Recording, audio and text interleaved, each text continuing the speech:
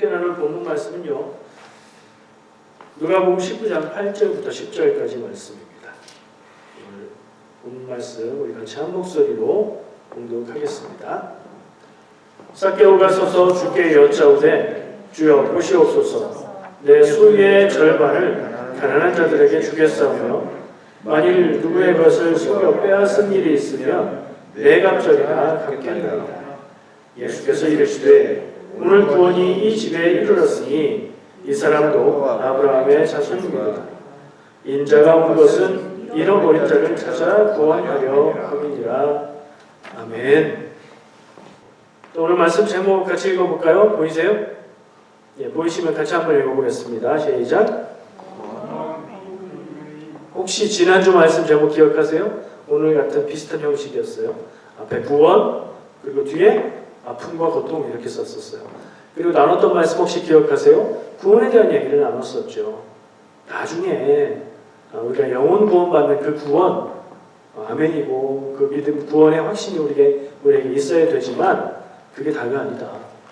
우리의 삶 가운데, 내 인생 가운데 아픔과 고통에서 구원받아야 된다. 그 구원 받으시길 바란다. 이렇게 나눴었죠. 오늘도 거의 비슷하다고 생각하시면 돼요. 우리가 무엇에서 구원받아야 하는가 라고 질문했을 때 얽매임에서 구원받아야 된다. 얽매임이었다는 건 묶였다는 얘기예요. 혹시 여러분 묶인 느낌을 가지고 살고 계십니까? 뭘 얘기하는 걸까요? 예를 들어서 우리가 생각할 수 있는 부분을 나누면서 시작하겠습니다. 세상에는 가난한 사람이 있고요, 부자가 있죠. 여러분 가난하십니까? 부자입니까? 중간도 있어요. 그렇죠? 가난한 것은 얼마나 가난해야 다들 인정하는 가난일까요? 부자는 재산이 얼마나 많아야 부자일까요? 명확한 기준이 없죠. 흔히 이야기하는 자산 얼마 이상 돼야 부자다, 이런 기준은 있어요. 근데 그건 뭐 그냥 일반적으로 인정하는 거지, 정말로 재산이 이 정도 되면 그 밑에면 가난한 거고, 얼마 이상이면 부자인 거고, 그 중간이면 그냥 중간이다, 이런 기준은 있다고 들은 적이 없는 것 같아요. 제가 어렸을 때요, 초등학교 몇 학년쯤이었던 것 같아요. 어렸을 때 어머니에게 엄마 우리 부자야? 라고 물었던 적이 있습니다. 저도 기억이 나고요, 어머니도 가끔씩 얘기를 하세요. 어머니의 답은 좀 당황하셨던 것 같은 느낌이 나는데 부자지? 이렇게 말씀을 하셨어요. 그리고 제가 이어서 질문을 했는데 사실은 이게 궁금했던 거죠. 사람들이 우리 집을 부자라고는 하는데 왜 우리는 돈이 없어? 이렇게 물었어요. 제가 느끼기에, 어린 제가 느끼기에 남들은 우리를 부자로 여기고 있는 것 같은데 우리는 부자라고 생각하면 좋은 것 사고 좋은 것 먹고 좋은 것 입고 누리는 삶이라고 생각을 했는데 그렇지 않았던 것처럼 느껴졌나 봐요. 저랑 비슷한 세대들은 요거 기준이 있어요. 우리가 초등학교 몇 학년 이렇게쯤 될 때 브랜드 신발, 운동화 이게 나오기 시작했어요. 그때는 뭐 나이키, 뭐 아디다스 뭐 이런 거보다 프로스펙스 아니면 줄 하나 있는 스펙스, 뭐 한국 브랜드들도 있었어요. 근데 그거 비슷한 것을 시장에서 팔기도 했어요. 그러니까 그런 거, 어떤 것을 사서 신느냐에 따라서 이거를 나누기도 하는 그런 게 그때부터 생겼던 것 같아요. 제가 왜 어머니께 그런 질문을 했었나, 이 기억이 나서 생각해 보니까 저희 아버지가 자수성가하신 스타일이라고 기억되는데 돈을 모으셔서 저희 고향 땅 약간 그 변두리 쪽에 땅을 사셨어요. 제법 큰 땅. 대단한 건 아니고 그냥 제법 큰 땅. 그리고 제가 어렸을 때 그 땅에 유치원을 하셨어요. 기억하시죠? 70년대, 80년대 이때 유치원은 지금처럼 다 다니는 거 아니었어요. 유치원을 운영하셨다는 건 사람들이 그 집 부자지, 땅도 자기네 땅에다 하고, 그 당시에 집에 자가용 없는데 자가용이라고 하기 그렇지만 유치원 차를 자가용 타듯 타고 다녔고, 그러니까 뭐 그런 짐작을 할 수 있었을 것 같아요. 다른 사람들이 보기에는 부자라고 말하고 너네 집 부자지라고 얘기했는데 제가 느끼기에는 이 부자의 삶은 아닌 것 같다. 그런 느낌이었던 것 같아요. 여러분 스스로는 우리는 나는 어느 정도라고 생각하나요? 그렇게 부자는 아니어도 정말 찢어지게 가난한 정도는 아니지. 이 정도 비슷비슷하지 않을까요? 조금의 차이는 있겠지만요. 부자냐 가난하냐에 대한 일반적인 기준은 사실 정하기 나름이고 누구나 인정하는 기준은 없을 거예요. 재산 금액을 기준으로 생각해도 그렇지만 사람마다 물어보면 다 기준이 다를 거예요. 무슨 재산을 기준으로 가난한 거 부자인 걸 따지냐? 나는 기준이 다르다. 이렇게 얘기할 수도 있을 겁니다. 저는요. 가난한 사람 그러면 무언가에 마음과 인생이 매여서 고달픈 인생이 가난한 거 아닌가 이렇게 생각을 해요. 대표적으로는 나는 돈이 없다, 나는 재산이 없다, 나는 능력도 없다 라는 그 생각에 붙들려서 평생 그것 때문에 괴로워하면서 답답해하고 화를 내면서 사는 그런 인생, 가난한 인생 아닌가? 그냥 나름대로의 생각인 거죠. 그런 생각을 해요. 그러면 반대로 부자는요. 이건 재산에 관한 기준이 아니잖아요. 재산에 관계없이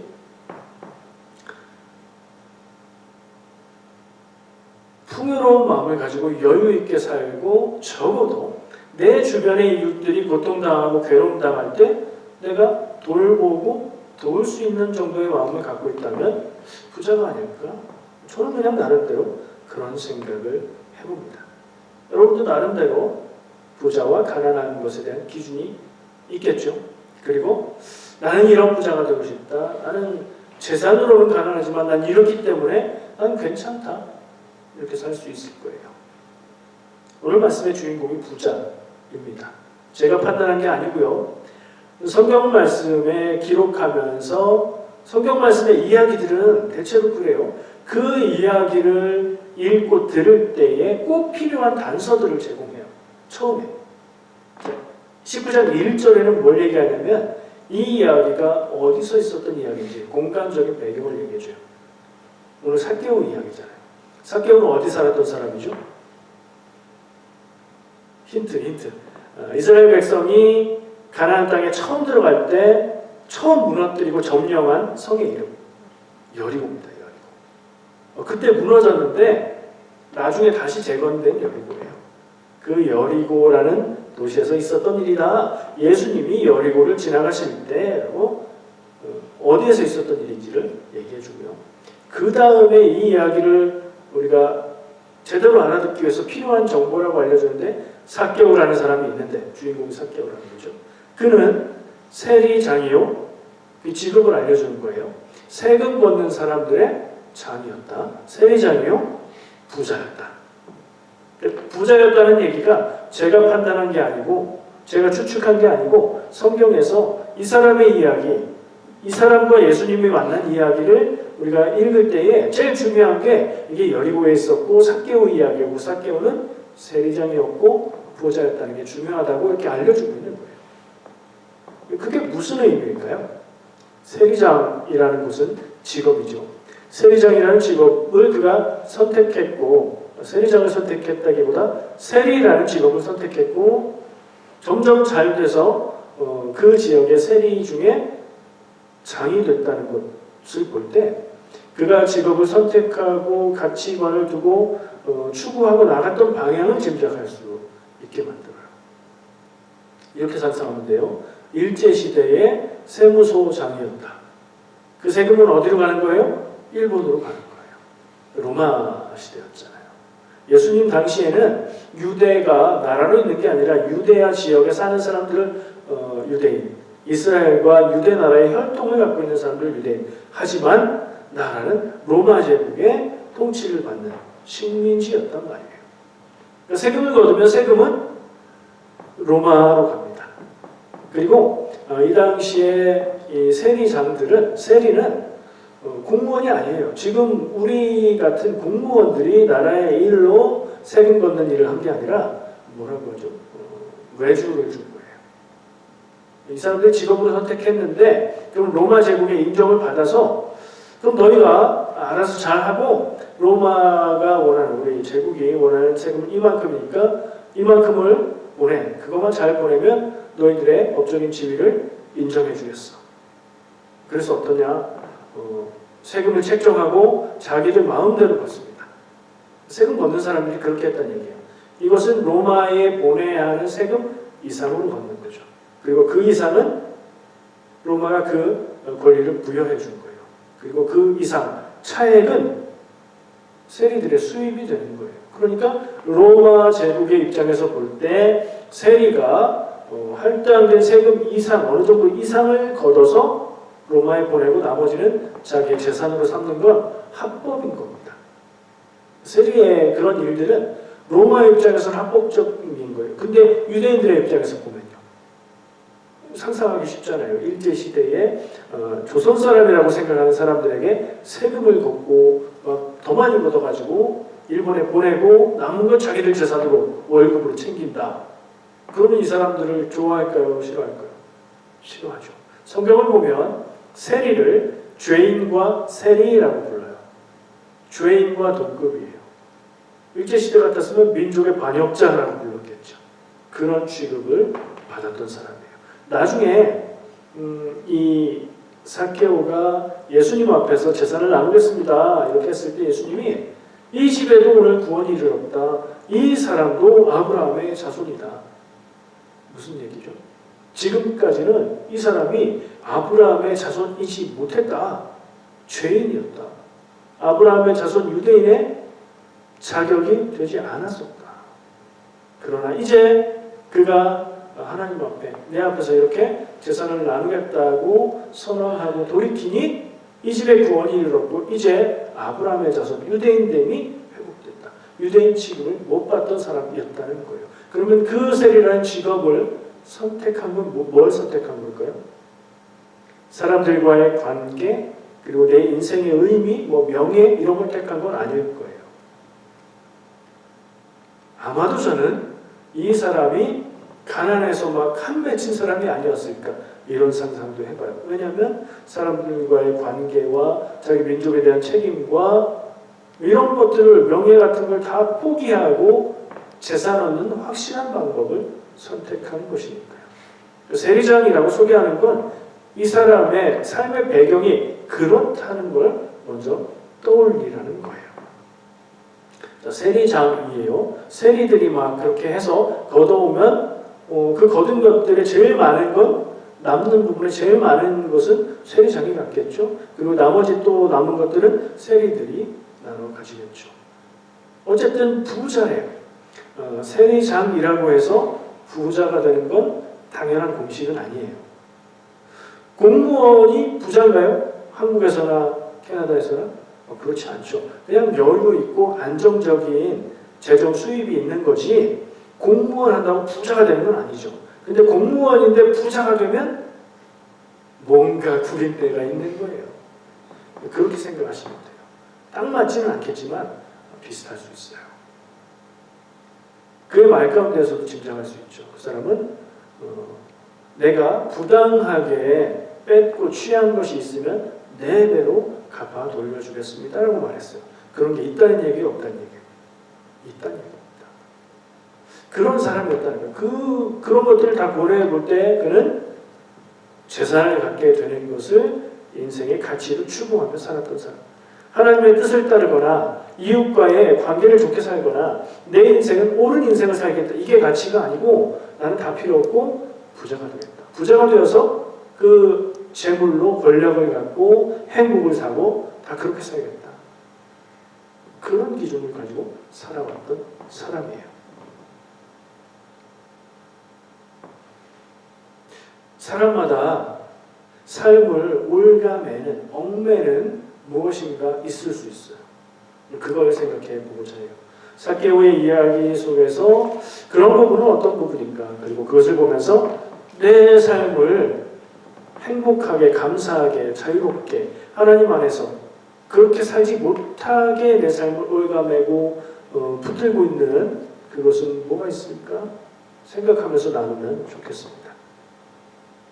본문 말씀을 지금도 나눴지만 조금 핵심 제가 오늘 나누고 싶은 부분에서 중요해 보이는 부분을 좀 나눠볼게요. 세 가지. 첫 번째, 이 삭개오는 예수님이 오셨다는 얘기를 듣고 자기도 예수님을 보고 싶었어요. 호기심일 수도 있고 예수님 만나서 뭔가를 얻을 수 있다는 기대가 있었을 수도 있었겠죠. 근데 못 봤습니다. 왜 그랬죠? 이 사람은 키가 작았어요. 물리적으로 키가 작은 사람이었어요. 사람들이 예수님의 주변을 많이 모여서 사람들이 있으니까 삭개오는 예수님이 오셨다는 얘기를 듣고 보고 싶어서 가까이 갔으나 늦게 간 거예요. 그래서 사람들 너머로 예수님을 볼 수 없었어요.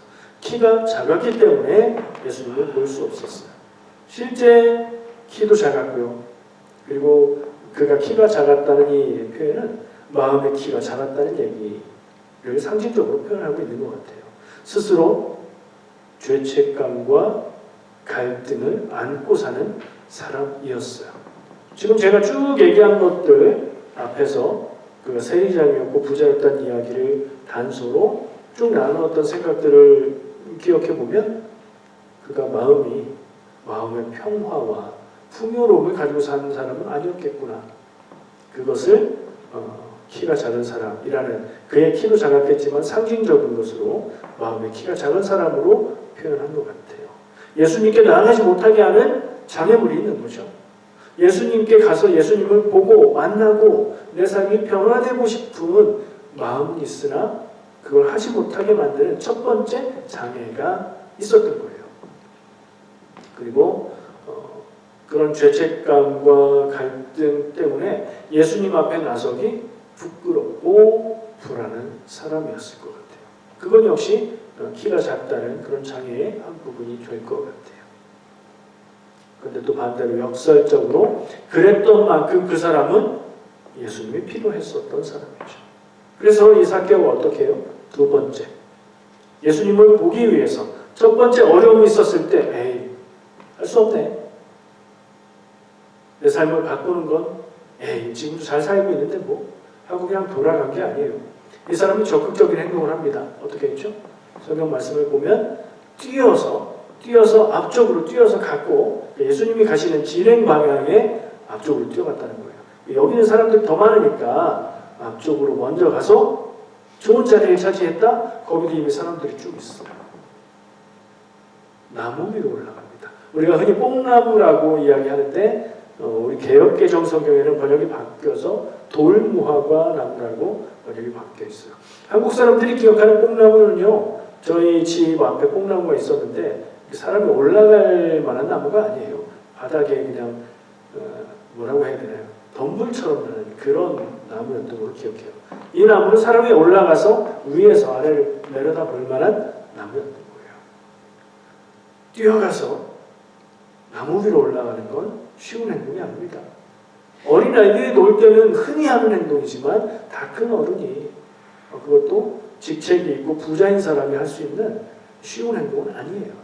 그는 예수님을 만날 수 있는 기회 앞에서 포기하지 않았고 적극적으로 행동한 거예요. 기회는 어떻게 해야 돼요? 기회는 잡아야 됩니다. 저 어렸을 때 부끄러움이 많은 학생이었어요.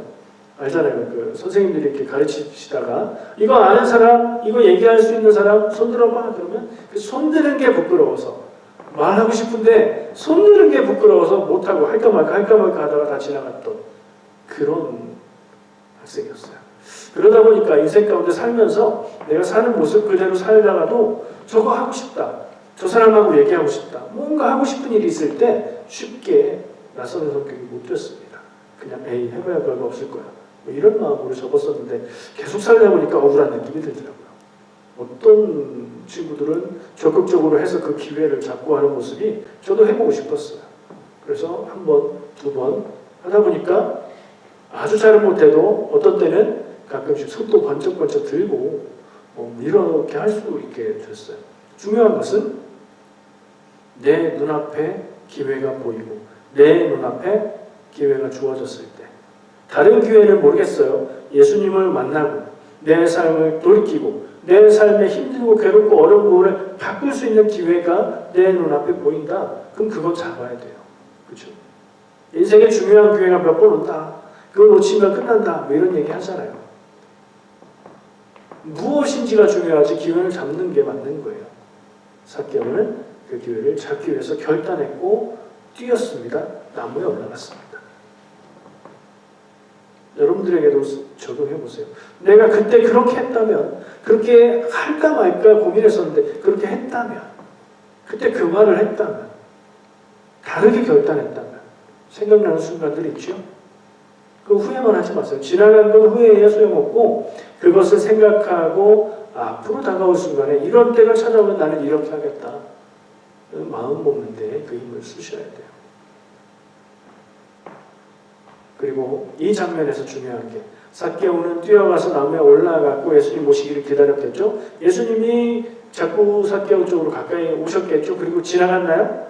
아니요. 예수님은 삭개오를 보시고 삭개오가 있는 나무 앞에까지 오셔서 삭개오를 올려보면서 삭개오야 이름을 부르셨어요. 내가 오늘 너의 집에 유해야 되겠다. 내가 네 집에 가서 자고 먹고 할게. 삭개오가 내려와서 예수님을 모시고 자기 집으로 청합니다. 이 설명들을 성경 말씀을 하지 않아요. 중요한 부분만 얘기하고 있는 거예요. 세 번째 순간, 세 번째 나누고 싶은 것. 예수님과 함께한 삭개오는 무슨 얘기를 했는지도 기록이 없고 그냥 예수님과 함께 있는데 삭개오가 서서 말합니다.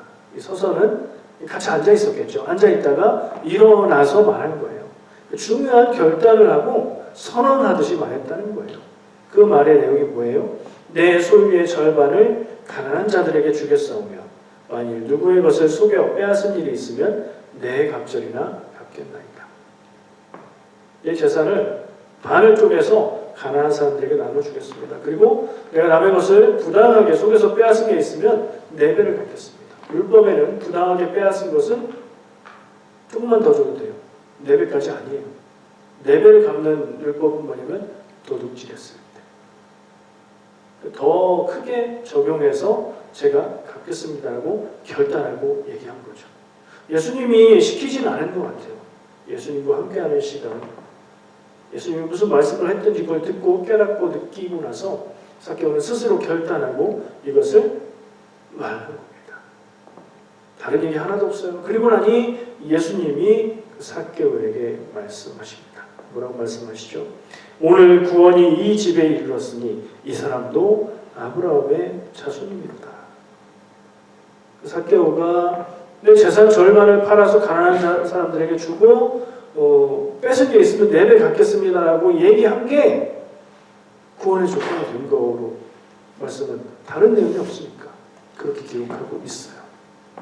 이 부분을 우리가 명확하게 확실하게 잘 이해하고 받아들여야 돼요. 야, 재산의 절반을 내놓으니까 구원받는구나 이렇게 이해하면 될까 안 될까요?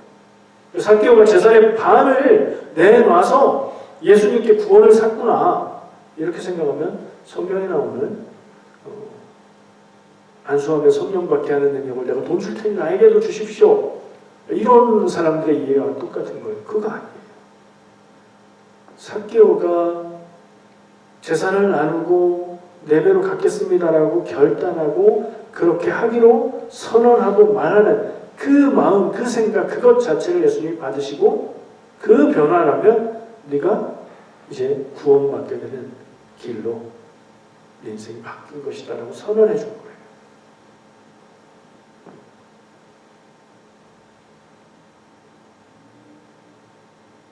우리도 살다 보면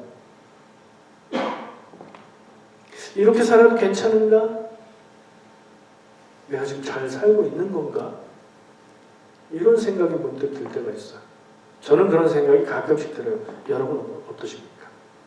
뭔가 잘못되어가고 있는 것 같은데 지금 뭐 대단히 문제는 없어요. 근데 계속 이렇게 사는 건 아닌 것 같은데 이런 생각이 떠오를 때 혹시 다른 생각이지만 비슷한 생각이 떠오를 때가 있을 겁니다.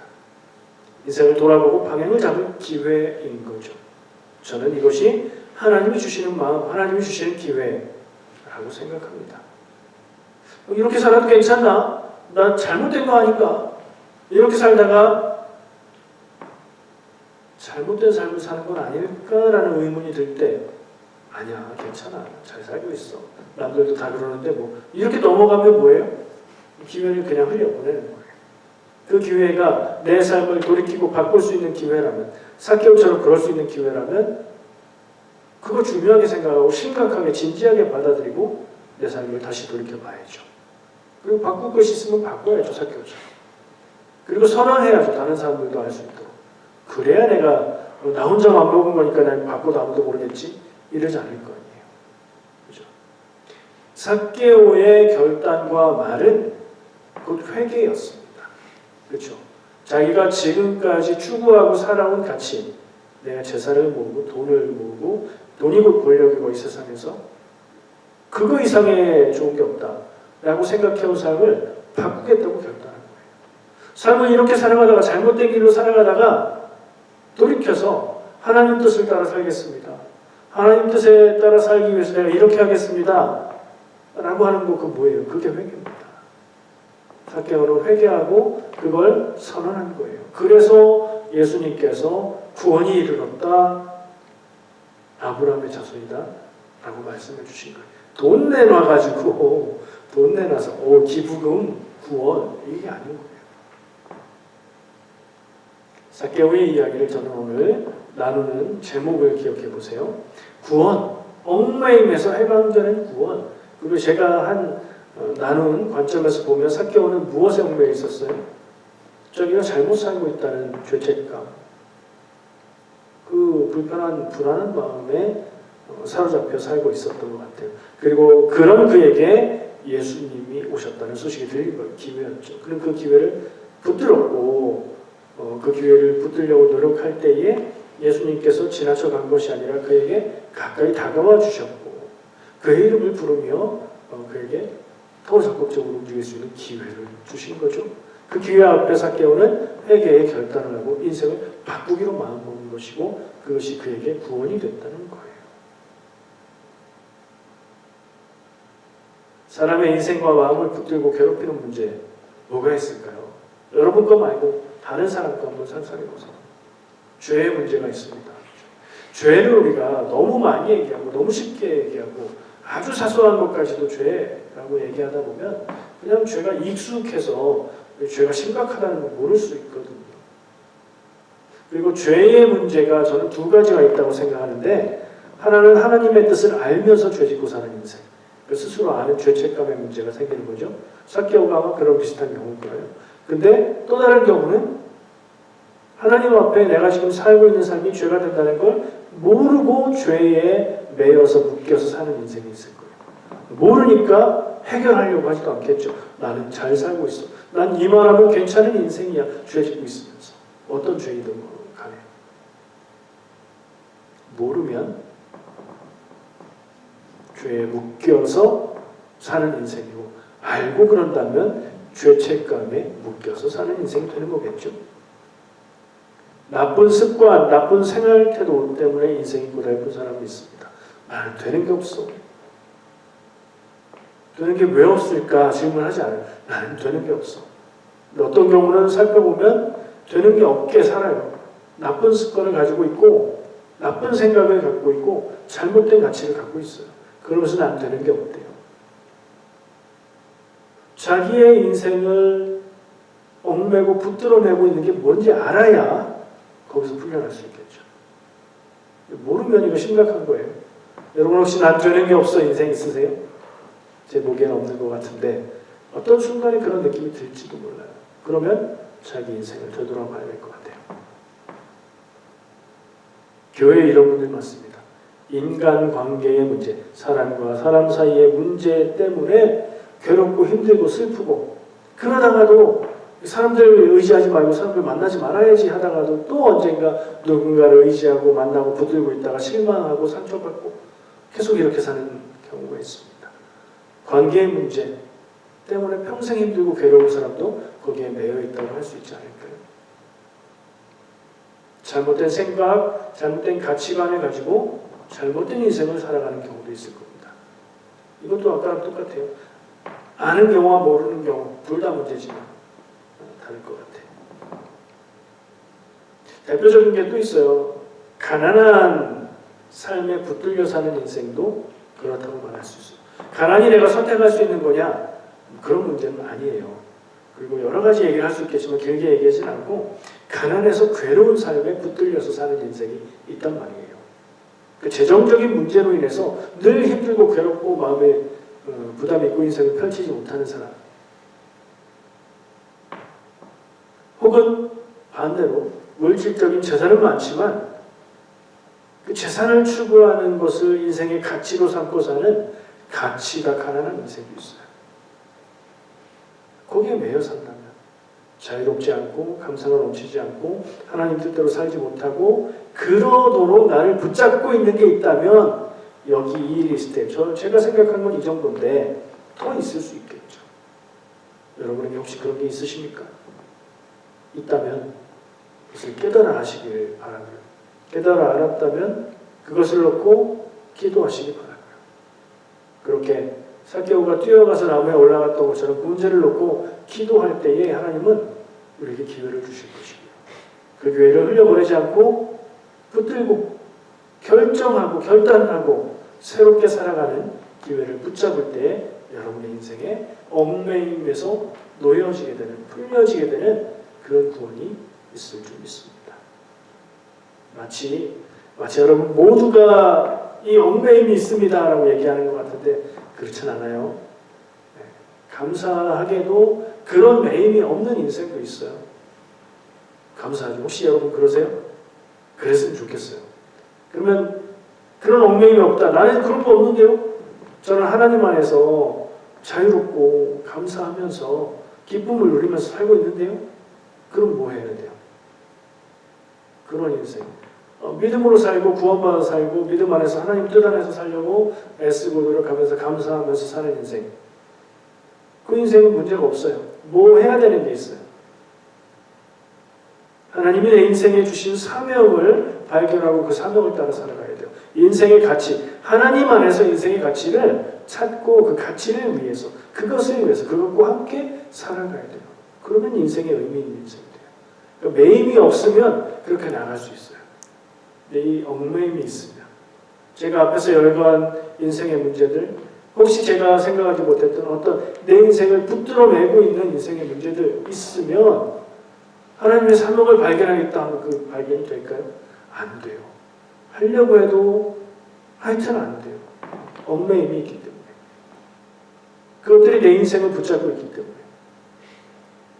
그걸 거기에서 풀려나야 합니다. 거기에서 해방돼야 되고 거기에서 자유해야 해요.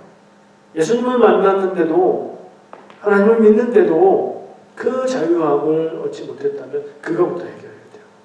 그리고 나서 사명을 따라 사는 삶으로 나갈 수 있어요. 많은 그리스도인들이 이 부분을 해결하지 않고 하나님의 뜻만 찾고 내가 하나님의 뜻에 순종하겠습니다 하는 부분에 매달리는 경우가 있어요.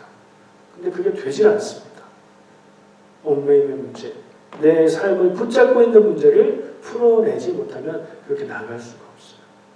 여러분 한번 기도하면서 내 인생의 이런 부분들을 깨닫게 해주십시오. 발견하게 해주십시오. 간구하고 깨닫고 발견하고 하나님 앞에서 거기서 해방되는 그런 구원을 누리시기를 축복합니다. 오늘 지금 제가 나누는 이런 얘기들을 듣고 생각하면서 떠오르는 것이 있습니까? 놓치지 마십시오. 마음에 담으시고 기도 제목 삼으시고 거기에서 노임받는 그런 구원을 누리시기를 축복합니다. 기도하겠습니다.